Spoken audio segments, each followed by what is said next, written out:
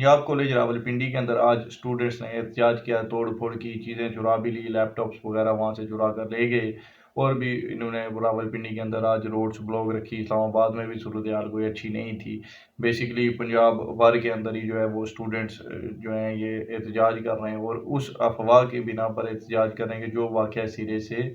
हुआ ही नहीं है। Fake information, disinformation, misinformation, fake news जो स्प्रेड की जाती है, इस हवाले से पहले भी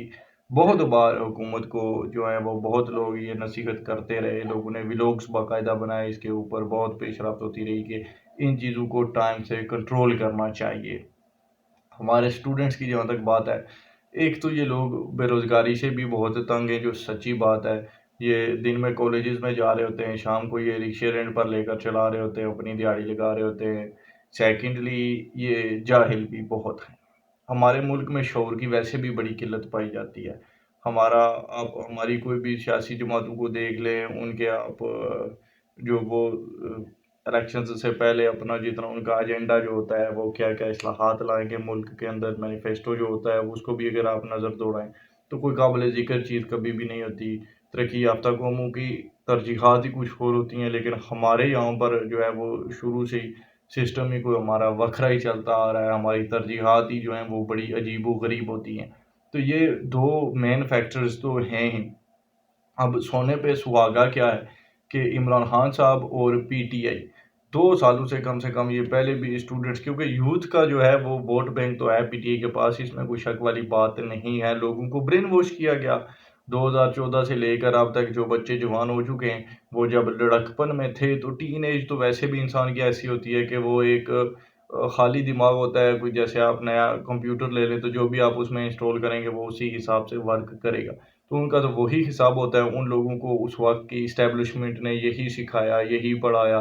कि बस एक इमरान खान लीडर है, बाकी सब तो यहाँ पर चोर डाकू आए हैं पिछले 70 सालों में, तो सब ने इस मुल्क को लूटा ही है, और तब भी ये मुल्क कायम है, बड़ी बात है। इसी यही कुछ उनके दिमागों में फ़ीड किया गया। वो इमरान खान साहब को अपना मसीहा समझते हैं, और वो अपने मसीहा के लिए वो कुछ भी कर जाएँगे।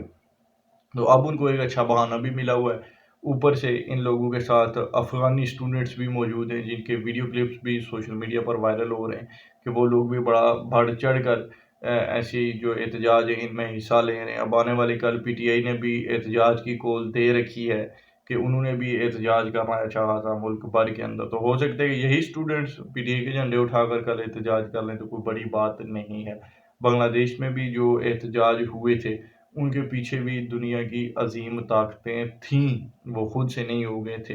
हुकूमत की ये नाकामी है, फेलियर है गवर्नमेंट का। इन्हें इन चीज़ों का एहसास बहुत पहले होना चाहिए था, तदारुक होना चाहिए था कि क्या होने लगा है। इन चीज़ों का कोई तोड़ निकालना चाहिए था। फिर ये जिन-जिन कॉलेजेस के स्टूडेंट्स हैं, वहाँ के टीचर्स को नज़रात लगे हुए हैं, उस पर भी हुकूमत को कुछ ना कुछ इल्म होना चाहिए था, क्योंकि काफ़ी अरसे से सोशल मीडिया पर लोग ऐसी बातें जो हैं वो शेयर करते रहते हैं कि उनके बच्चों को वहाँ के टीचर्स ब्रेन वॉश कर रहे होते हैं। वो सब्जेक्ट्स पढ़ाते-पढ़ाते सियासत पर चले जाते हैं।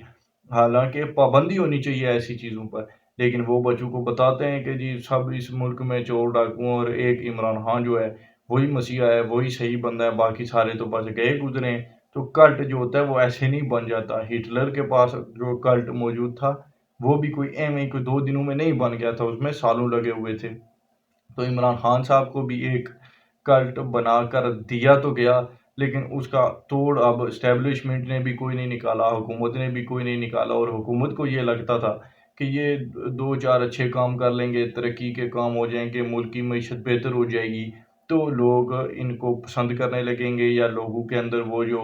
वायरस इंस्टॉल किया गया है इमरान खान साहब के नाम का, वो ऑटोमैटिक कोई डिलीट हो जाएगा। कैसी सोच थी हुकूमत की, ऐसे मामलात नहीं चला करते। जर्मनी की आप हिस्ट्री पढ़ें फिर, जब तक हिटलर साहब थे उन्होंने लोगों को ब्रेन वॉश किया हुआ था, लेकिन जब फिर हिटलर साहब दुनिया से कूच कर गए, तो उसके बाद उन्होंने उसके हर एक प्रोपेगेंडे को बेनकाब किया, अवाम के आगे हर चीज़ खोल कर रखी, और उस सब के बावजूद सालों लगे उन्हें एक अच्छी कौम बनने में, या वो हिटलर की जो उनका उनके दिमागों को जो उसने ब्रेन वॉश किया हुआ था, उस चीज़ को सही करने में उन्हें भी बहुत वक़्त लग गया था। तो आपने तो इस काम को कभी शुरू से शुरू ही नहीं किया, तो आगे का वक़्त तो ख़ैर आगे की बात थी। تو حکومت کو بھی ان چیزوں کا تدارک کرنا چاہیے تھا، نہیں کر پائے، ناکامی ہے ان کی۔ مریم نواز صاحبہ بھی یہی کہتی ہیں کہ جو جس پوسٹ کا اہل ہے اسے وہیں پر ہونا چاہیے، میں سیاسی ترجیحات لوگوں کی نہیں دیکھوں گی، ایسے نہیں ہوتا، خاص کر کے پاکستان جیسے ملک میں تو بالکل بھی نہیں ہوتا۔ تو یہ جو جتنے کالجز کے اسٹوڈنٹس اب نکل رہے ہیں، ان اسٹوڈنٹس کے اوپر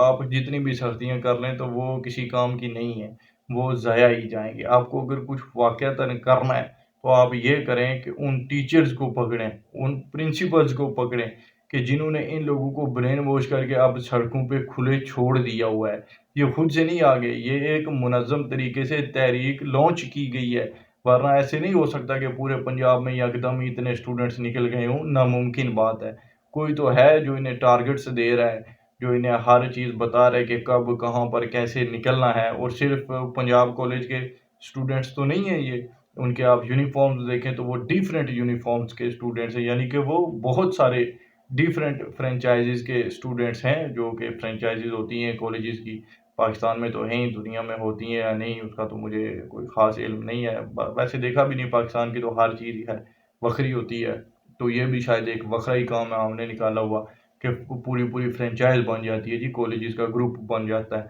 اور وہ اپنی فرینچائزز پھر آگے جو ہیں وہ لیبل بیچ رہے ہوتے ہیں، جیسے KFC یا میکڈونلڈز یا سعودی کا البیک ایک برانڈ ہے تو وہ اپنا نام بیچتے ہیں۔ تو ویسے ہی پاکستان میں تعلیم بھی ایک بزنس ہے، اور وہ بھی اپنا نام بیچ رہے ہوتے ہیں، پھر اپنی چھوٹی چھوٹی فرینچائزز لوگوں کو آگے وہ بیچ دیتے ہیں، تو ظاہر سی بات ہے ایجنڈا جو ہے وہ پیچھے سے پھر دیا جاتا ہے، وہ کنٹرول کرتے ہیں وہ یوتھ کو، تو بیسیکلی یہ وہی سب ہو رہا ہے۔ حکومت کو ہوش کے ناخن لینے چاہیے تھے، یہاں تک معاملات پہنچنے ہی نہیں چاہیے تھے، اگر پہنچ چکے ہیں تو اب بھی جو اصل قصوروار ہیں، جن لوگوں نے یہ پہلے نیوز پھیلائی، وہ 36 لوگ بھی، ان کے خلاف بھی اب FIR تو ہو گئی ہے، لیکن ان کو جلد سے جلد قانون کی گرفت میں بھی ہونا چاہیے، صرف FIR کاٹنے سے آپ کچھ بھی حاصل نہیں کر پائیں گے۔ اب تھوڑی بات کر لیتے ہیں آئینی ترامیم کے حوالے سے، تو آئینی ترامیم حکومت کے لیے کوئی مفید آتی ہوئی دکھائی نہیں دے رہی، جہاں تک کی صورتحال ہے کہ بس یہ آئینی عدالت نہیں بنے گی، آئینی بینچ بنے گا،